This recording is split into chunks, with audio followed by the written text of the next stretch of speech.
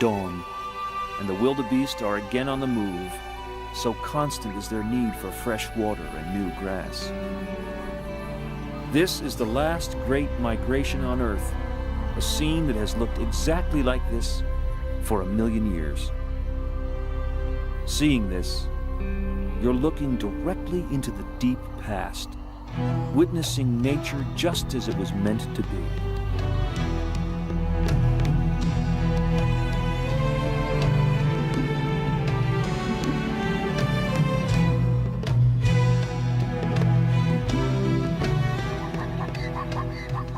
Geology and time created the perfect place here, an Eden for animals and evolution.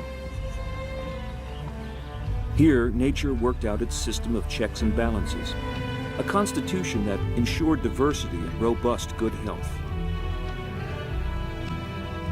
And sometimes, restful ease for everyone who's earned it.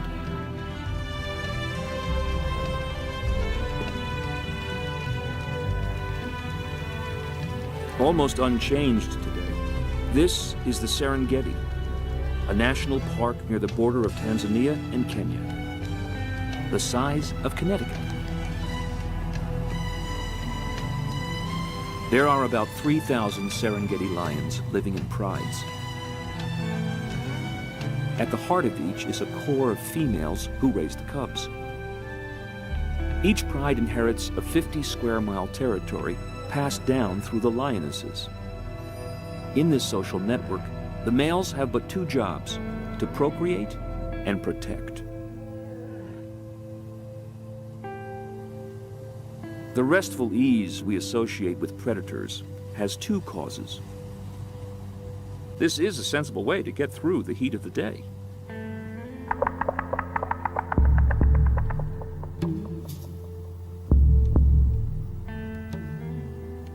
Hunting is for the cool of the evening.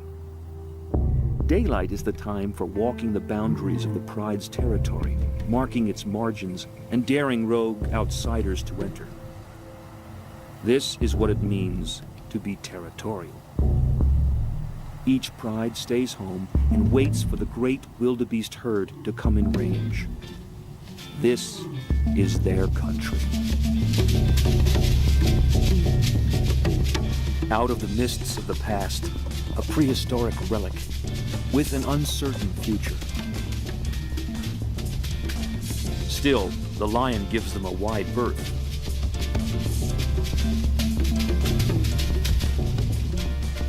This is the black rhino. It was the Greeks 2,500 years ago who gave this creature its name. Rhino means nose, and what a nose it is. Unfortunately, that nose has caused the decline of this once numerous beast. The black rhino has been hunted to near extinction. Only a few thousand survive on the whole planet. The rhino is not really black at all, but dusky. It's the rain that enamels them into their metallic and invincible black. They really have no predators, though desperate hyenas are known to attack infant rhinos, usually at their peril. They seem so placid and self-contained, though they can be unpredictable and horrific. But plainly, that is their nature. It's why they have no predators. It's their stern presence that forestalls attack. This is the man-o-war of the Serengeti.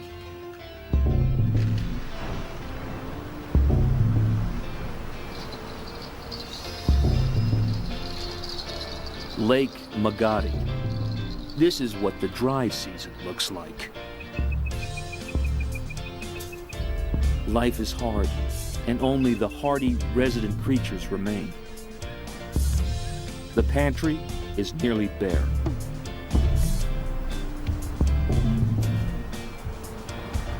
It's been a month since the last rain, and with daily temperatures over 100 degrees, water seems only a distant myth.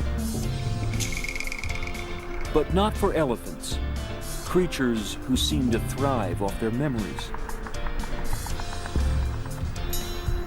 They can find long-lost water, sometimes buried deep below the surface in waterlogged sand.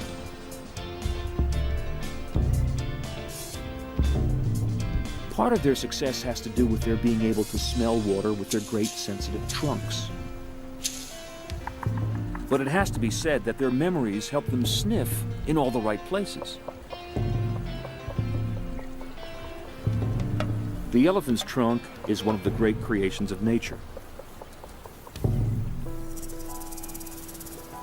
Some 40,000 muscles help it to do the heavy work, as well as allow it to pick up an egg without mishap.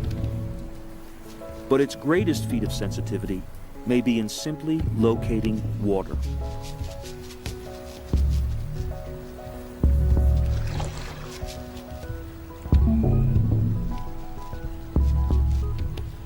Elephants have a great thirst, 40 to 50 gallons a day. They must find it or die. This rogue male, its single tusk, a tribute to a lifetime of struggle and strife, has found all the water he'll need for a while. For now, though, he must leave it to find food, the hundreds of pounds of grasses and shrubs his body needs each day.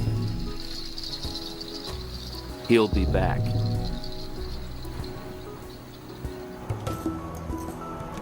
It's a parched world. But they've been through all this before, ever since the dawn of time. It's always a matter of pressing on.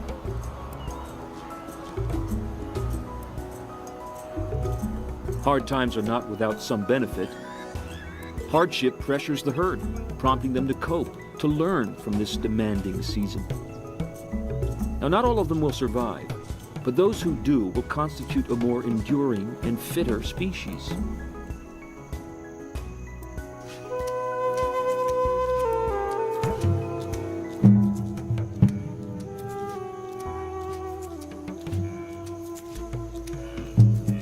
The Masai Mara, Kenya. This may be the most demanding part of the 1,000-mile Great Migration. At every step of the way, there are eyes watching the wildebeests with empty stomachs and with evil intent.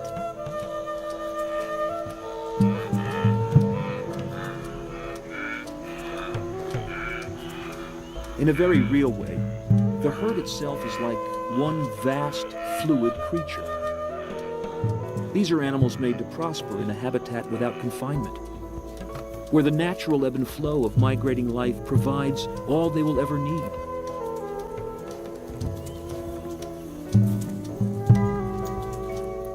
The Great Migration is about to happen once again, drawn by the promise of sweet water and green pastures.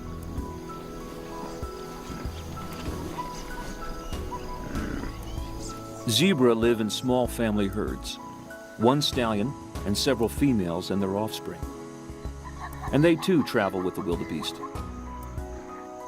There really is safety in numbers.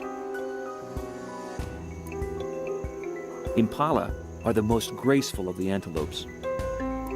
Under attack, they bounce away in sharp zigzag patterns with amazing hang time, confusing their predators.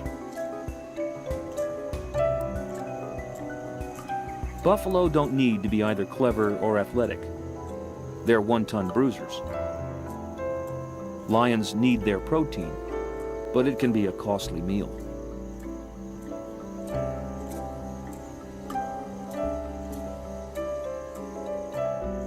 The oribi is a member of the antelope family. It's the animated eyes that gave these timid creatures their name. Again, the ancient Greeks said it best. Antel, bright, and optos, eyes. Antelopes, bright eyes.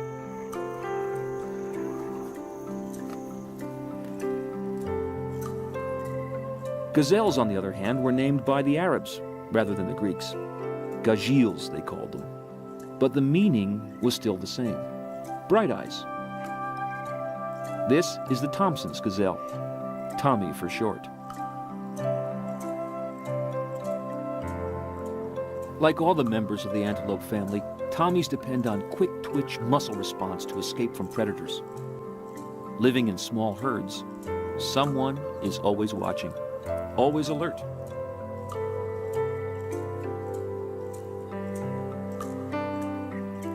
Grant's gazelle is a bit larger than the Tommy. Its distinctive white tail pattern is confusing to pursuers. They can't pick out individuals.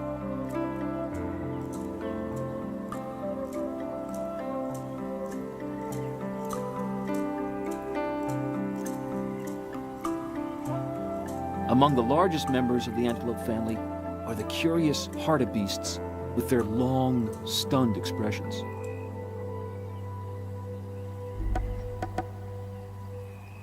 The massive eland, the biggest antelope with its 3-foot horns. Despite its size, when startled, it can jump over 6 feet in the air.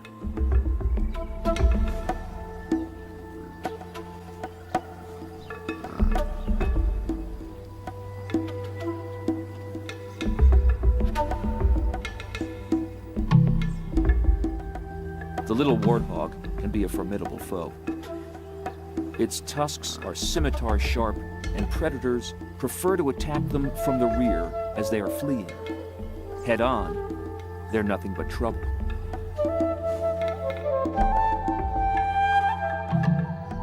A Tommy up a tree, brought here by the leopard that caught and killed it. The rule in the Serengeti is that lesser predators have to hide their winnings from the opportunistic lions, who would rather steal than hunt. Up a tree, you're safe from lions. Usually.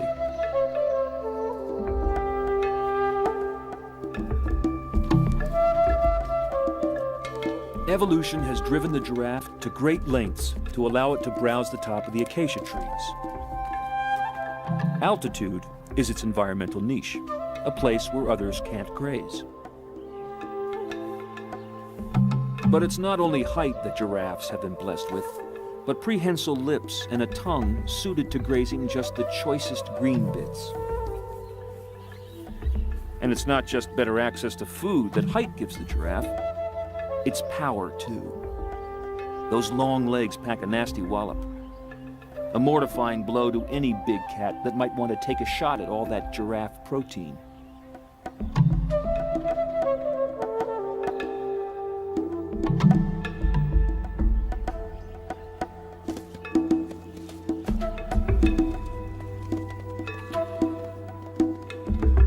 Play is the heart and soul of learning for all animal young, including humans.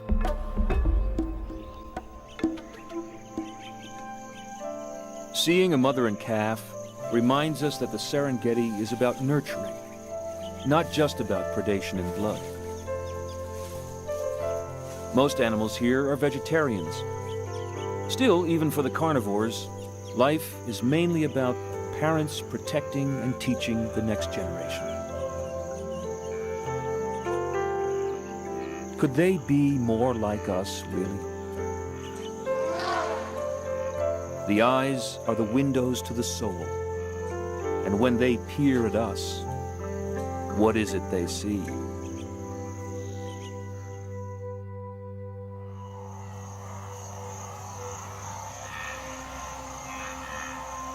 It's a tribute to conservation in Africa that we can still witness this spectacle.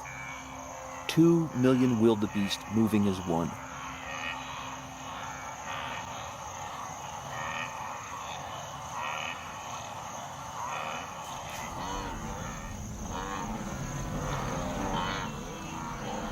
The Great Plains of North America must have looked like this when several million buffalo once ranged across them, from Texas to Canada, Iowa to Colorado.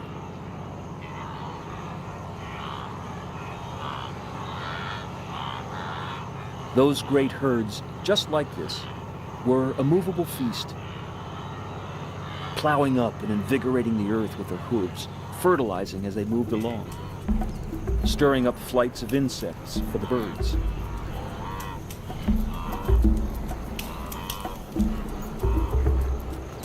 In America, senseless slaughter and greed ended all that, but not here, where the vast herd still winds its way as slowly and deliberately as ever.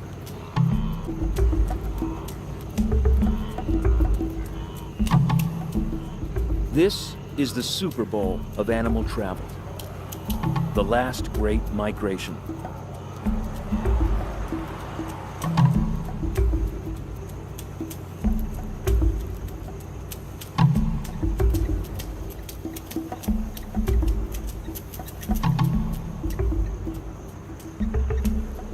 Even in the midst of all this potential food, there are other demands on a male lion.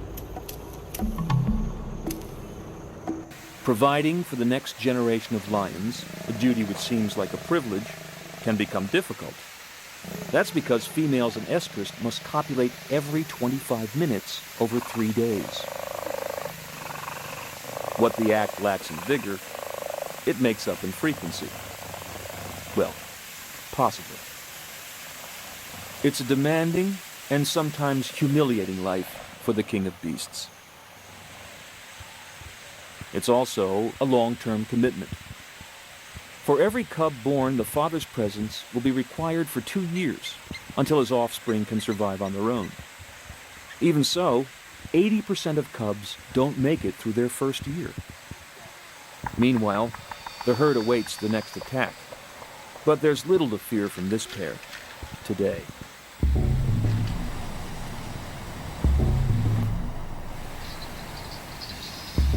For now, however, the Serengeti's becoming an empty landscape. You can almost taste the desperation.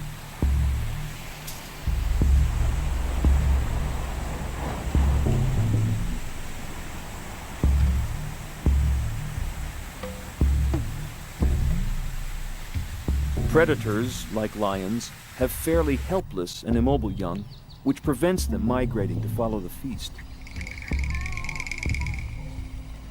The survival odds are so slim for any of these cubs. Every day is a test of wills. Who will eat and who will not?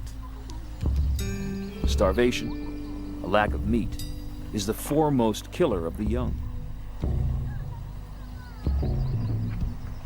So that what appears romantically as an Eden before the fall is no peaceable kingdom at all. Which is why lions live communally. Living in groups and raising all the young together is an efficient way of ensuring the future. It also allows cooperative hunting, driving the herd into the waiting jaws of other pride females.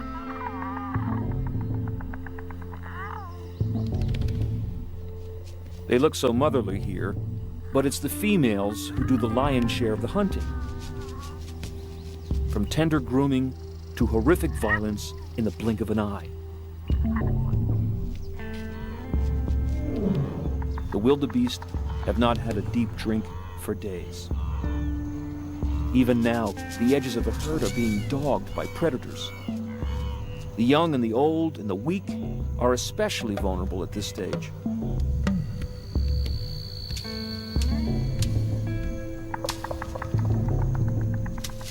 This carcass was downed by wild dogs. But a lion has sauntered in to claim the feast. It's what we mean by the lion's share. It means everything. Lions don't share.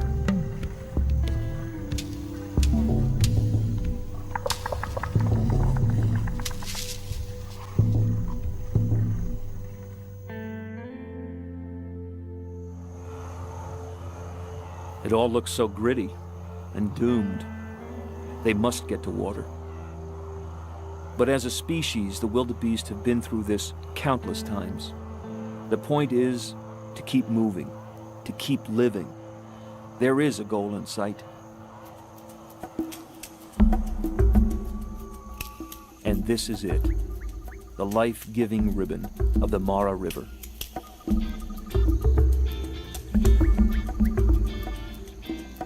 The Serengeti is a Maasai word that simply means the wide place.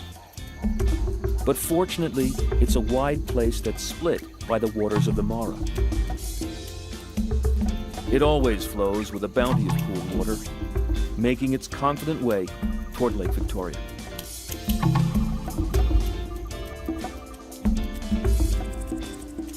These waters are a vast magnet. Sooner or later, everyone shows up.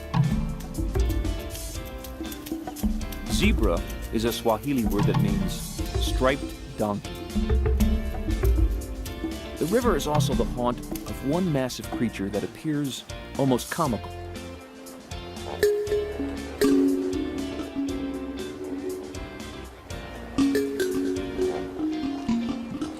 It's the huge 3-ton hippo with thick skin, cruel teeth and jaws, and the curious ability to urinate backwards.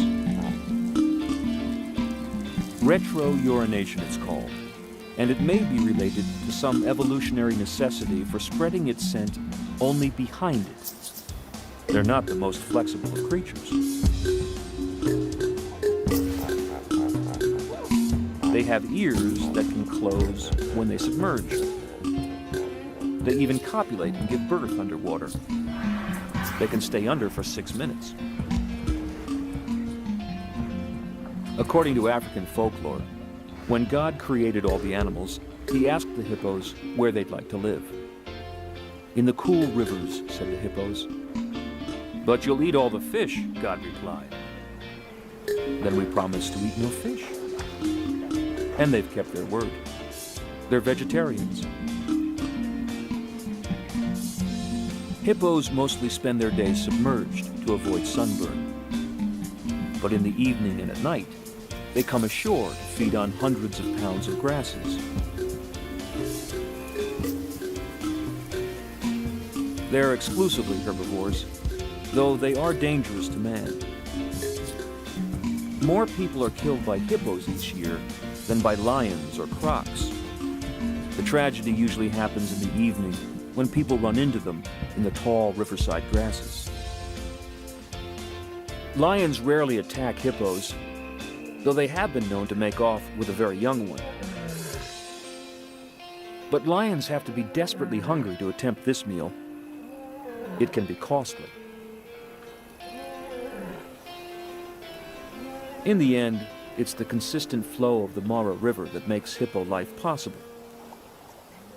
Not just because of its depths, but because it fosters lush grasses along its length. If this river ever failed, so would the hippos.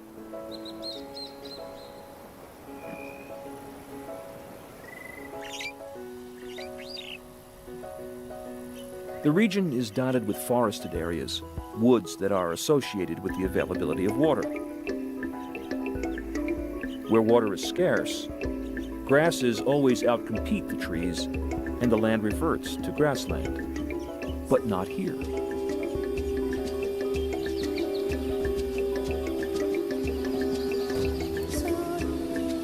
Water also creates vast wallows for the water buffalo. With water and plentiful grass, a buffalo can graze unconcerned. It fears nothing.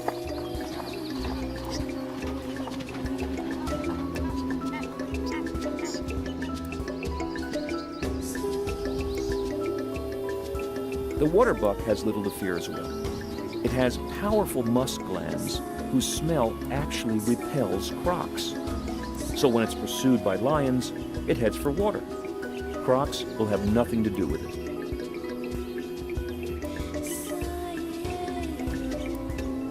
The forests were designed with monkeys in mind. Baboons live in troops to raise and teach their young, to cooperate in finding food, and to defend themselves. With their sharp teeth, they've been known to take infant leopards or cheetahs. Seeing these savanna monkeys, it's hard not to imagine our ancestors developing from the wide range of monkey life here.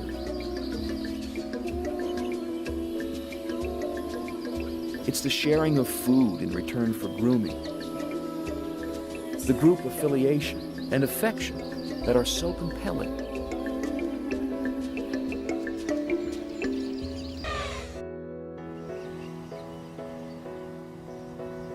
It's the water seeps that are so attractive. They promise refreshing drinks and perpetually green shoots. They also promise predators. For where there is water, there is meat. The trouble is, we too often concentrate on the stellar creatures, the lions and elephants, and neglect the lesser ones. The saddle-billed stork, the white pelican, the ibis, whose curved bill the Egyptians considered God's pen. A guinea fowl is not much of a meal. Still, it is known for uttering a harsh warning cry when a hungry cat is about. The Kori bustard will often stroll with the great beasts, scarfing up insects disturbed in their wake. It's a similar strategy to that used by the crowned crane.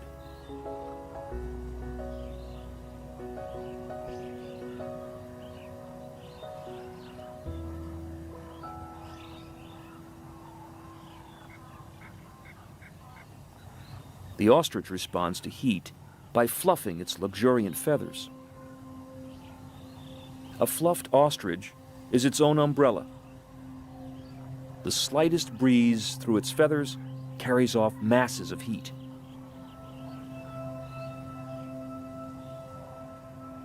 Circling vultures are a signal throughout the Serengeti. It means a meal is just below. In this case, it's a pack of jackals on a wildebeest. They're constantly on guard for approaching scavengers.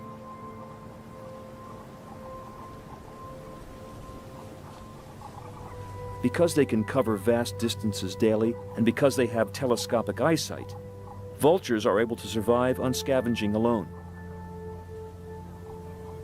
They never need to hunt, and manage to live off table scraps.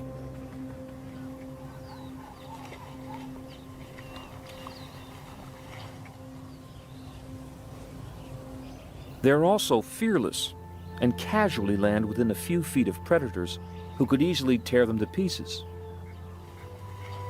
Fortunately, they're too busy eating.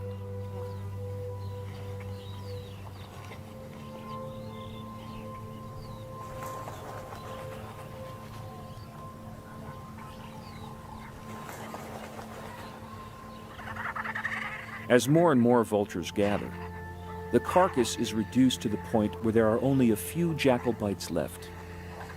This is what the surgical implement of the vulture's ripping beak was designed for.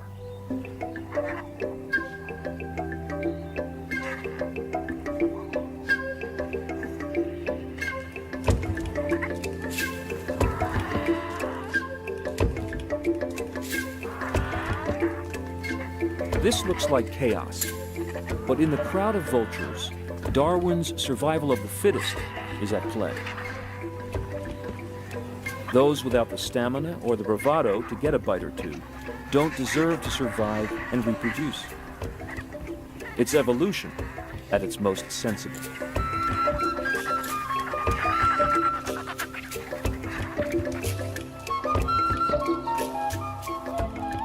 It's September, and time for the great herd to turn south again in search of green grass, recrossing the Great Mara River in force. But the river's deceptive and hides many dangers. For days on end, the herd comes to the edge, waiting for just the right moment to cross.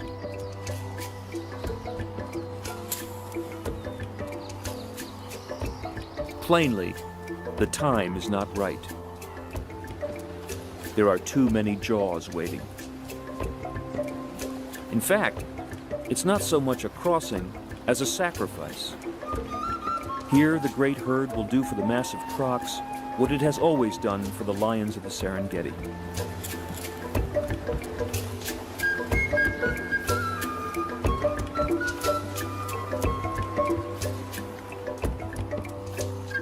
It's around water that the herd is most vulnerable. The wildebeests are all concentrated at the crossing point. Still, sooner or later, they must overcome their dread.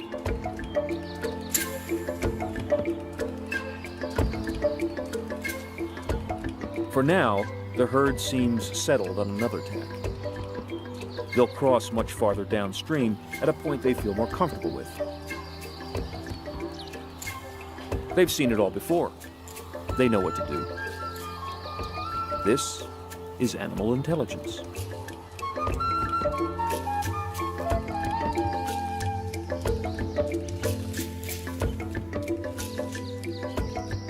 Anyway, if it gets too hot, there's many an obliging tree.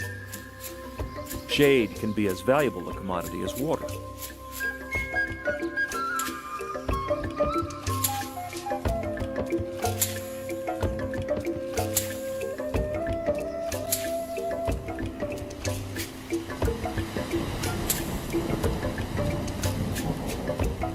The blessing of water will transform the land and hasten the herds on their way. It's a reminder of the green shoots that await them in the south.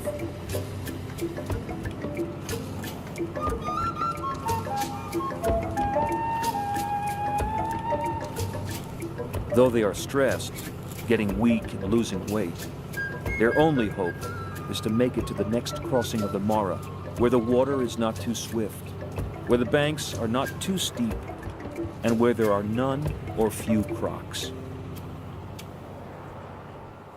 Still, at that crossing, wherever it is, they'll have to go. Caution will have to be sacrificed. Some individuals will be lost, but the herd will survive. This is no walk in the park. It's serious.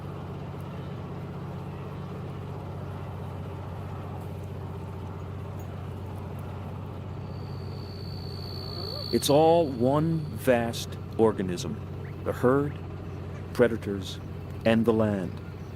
They all score off and depend on one another.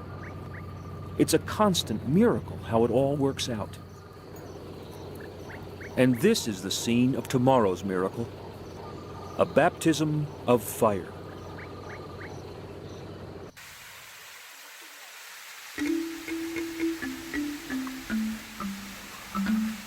In the cool of the morning, while you can still see the lion's breath, a zebra feast is underway.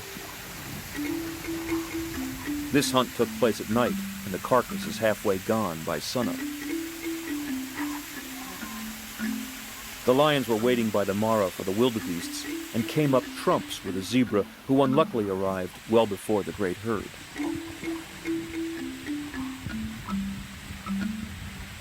Lioness is almost certainly caught this meal, but a pride male has appropriated it to himself.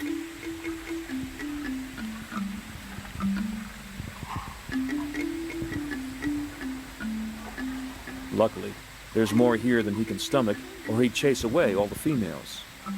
There's plenty to share with the mothers and groomers of his cubs.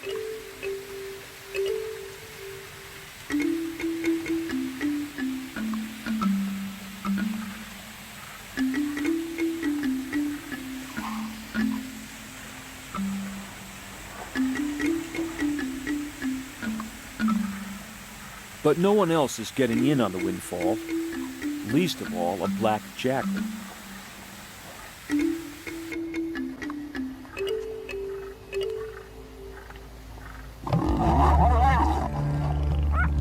The big cats are exclusively meat-eaters, and meat takes longer to digest and makes them feel slow, leaden, and tired.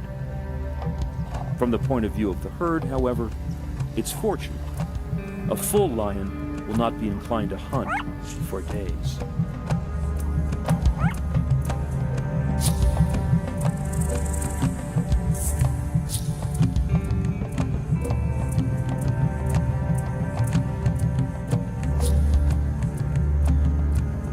For now, there's only one predator that the herd has to fear, the Mara. It's a great and unpredictable serpent, barring their way to the future.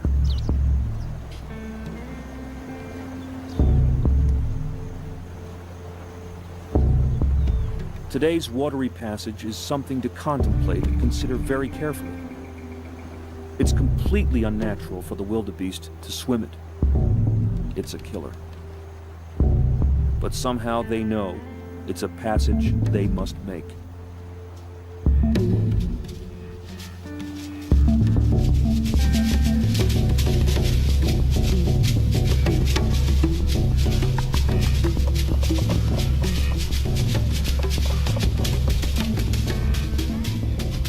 An hour after dawn, the first few pathfinders come to the river's edge to review the situation.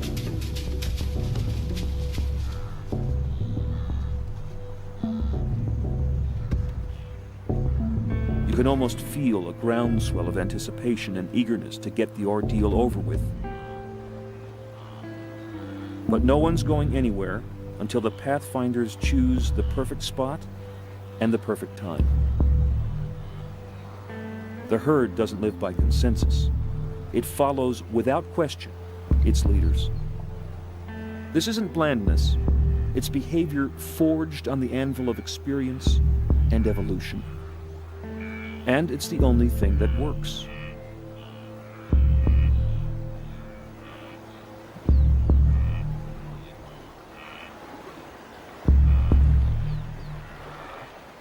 Finally, at 8:30 sharp, a pathfinder takes the plunge. There's no telling what currents or crocs await his bold move.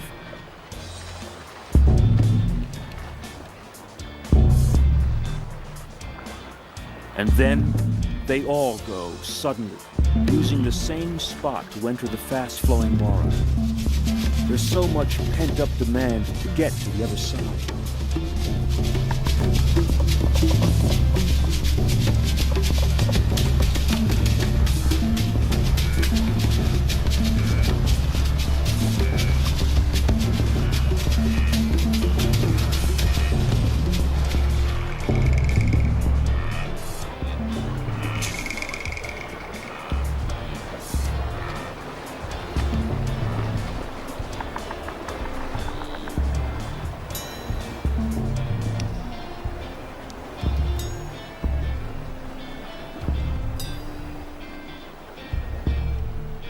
It's almost comically single file, as if discipline were the first thing on their minds.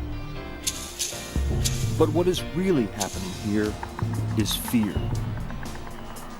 It's as if the river is a great predator, and their bodies and brains are reacting the same way that they must do when they're being singled out by the lions.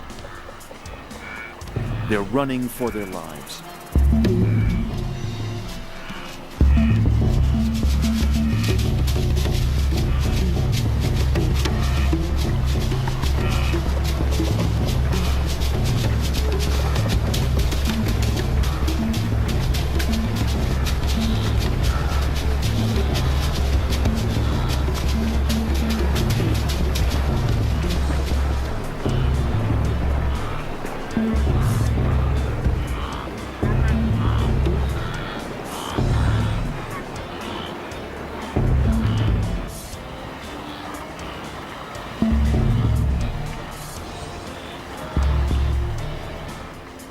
The herd is in the grip of their own adrenaline.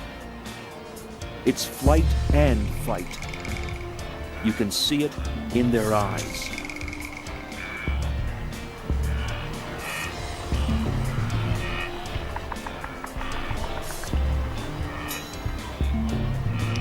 Much more of this and their hearts would explode. Still, like all trials that are tough, even for humans, this one too has its benefits. Wildebeest were created for this crossing.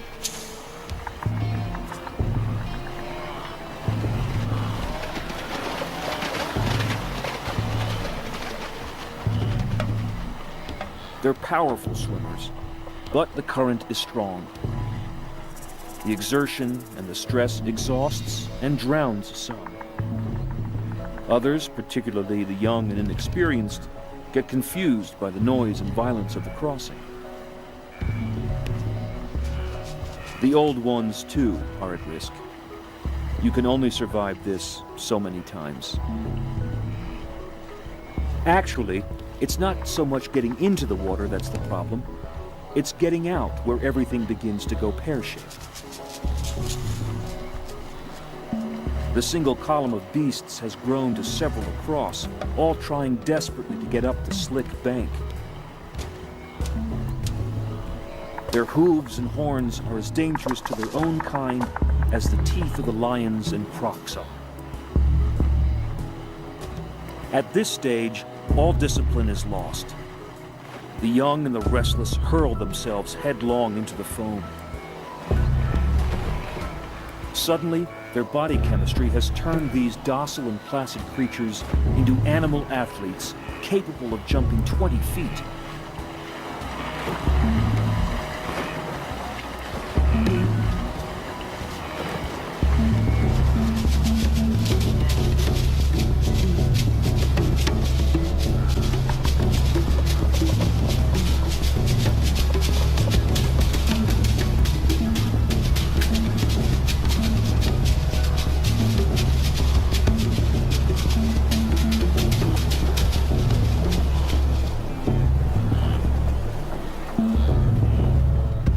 On the other side, all is chaos. The fiercest of injuries can occur at this point, injuries that the lions are only too willing to take advantage of.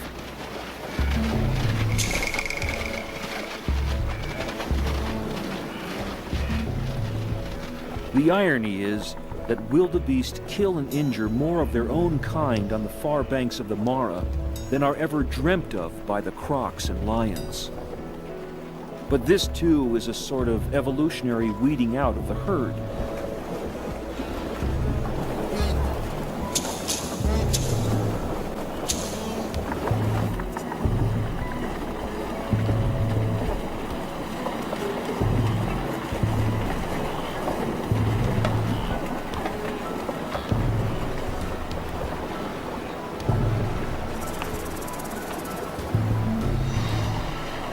It's every creature for himself, never mind the herd, as they fight the downstream pull of the water and the deadly kicks of their relatives and siblings.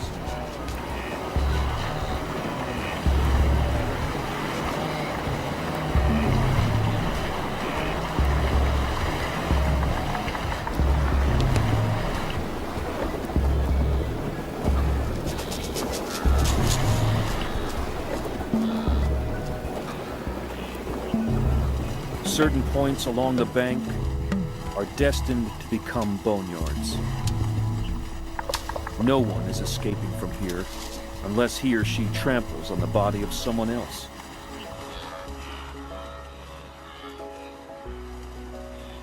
It's pathetic, but this is the way it's meant to be.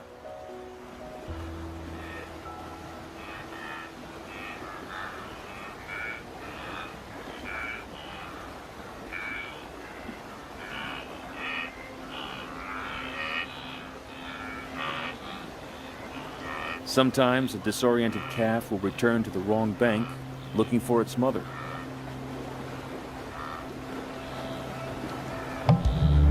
But to attempt the crossing twice is a death sentence.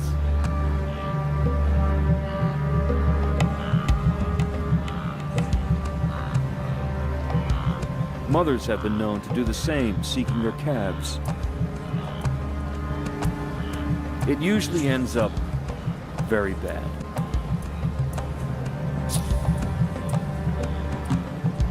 For the crocs, it's all an embarrassment of riches.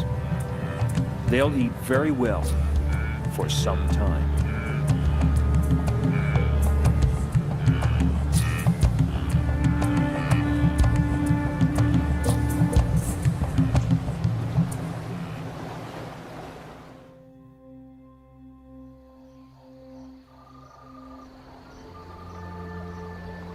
A solitary marabou stork supervises a pileup of wildebeest carcasses. This eddy in the river will be a fine source of protein for a great many creatures for days to come. Crocs from far downriver have followed the scent of death in the stream flow. Now is their time of plenty.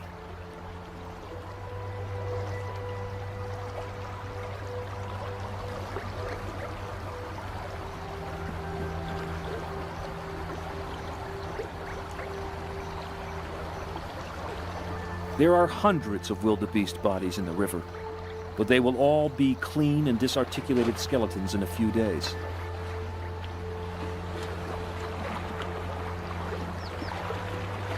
Sometimes we find vast collections of dinosaur bones in similar conglomerations like this, and we wonder how they came to be. This is how. Come to the banks of the Mara, and you can see a recreation of life in the deep past. This is the way of life, not death. To everything, there is a season.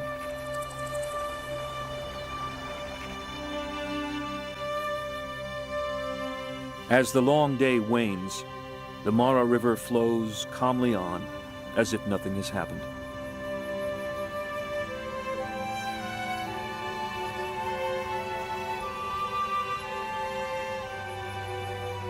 The river crossing, like the Great Migration itself, is merely a natural process, one that creates even as it kills. It is, in fact, the engine of everyone's survival.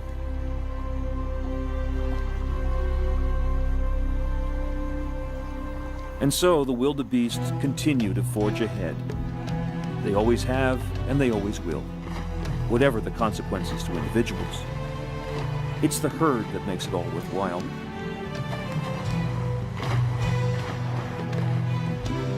If some of them don't make it, then this too is nature. This too is the Serengeti. Amidst its demands, its brutality, even its neglect, there is a clear central drive here. A drive to make it all work out somehow.